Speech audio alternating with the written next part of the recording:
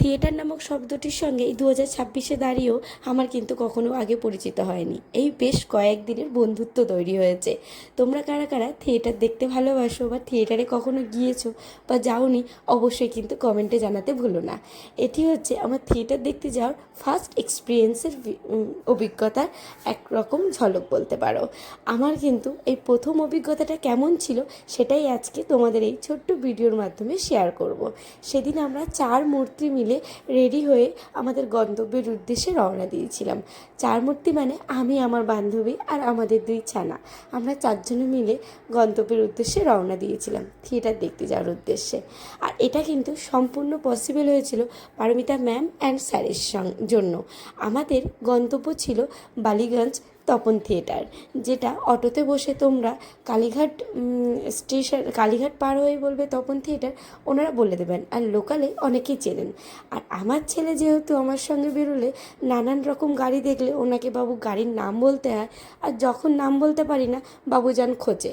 আমি কি করে জানবো বলুন কোন গাড়ির কী নাম? যাই হোক, আমরা অনেকটাই হেঁটে পৌঁছে গিয়েছিলাম তপন থিয়েটারে একদম পিক টাইমে।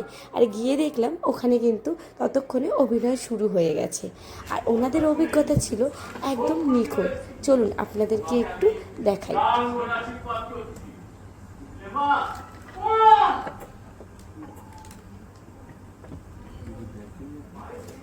প্রতিটা শিল্পীর নিখুঁত অভিনয় দক্ষতা দেখে আমার তো ভীষণ ভালো লেগেছে।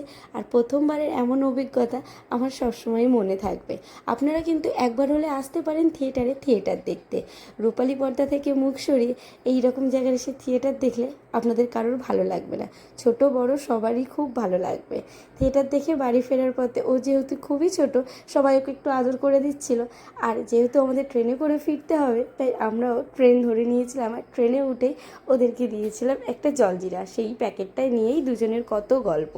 আর গরমে চোখ মুখের অবস্থা হয়ে গেছে সেই। আর কি হবে, ফুল বিক্রি হচ্ছিল তাই নিয়ে নিলাম একটু ঠাকুরের জন্য ফুল। আর জানেন তো এর মধ্যে হয়ে গেছে এদের মধ্যে ভীষণ রকমের ঝামেলা। কী নিয়ে এই ঝামেলাটা হয়েছে সেটা অবশ্যই আপনাদের সঙ্গে নেক্সট একটা ভিডিওতে আমি শেয়ার করে দেব। আর আজকের ভিডিওটা কেমন লাগলো অবশ্যই কিন্তু কমেন্টে জানাতে ভুলবেন না। আর লাইক, কমেন্ট, শেয়ার, সাবস্ক্রাইব করে পাশে থাকবেন। সবাই সুস্থ থাকবেন, ভালো থাকবেন। দেখা হবে আবারও একটা সুন্দর ব্লগে। ততক্ষণ টাটা।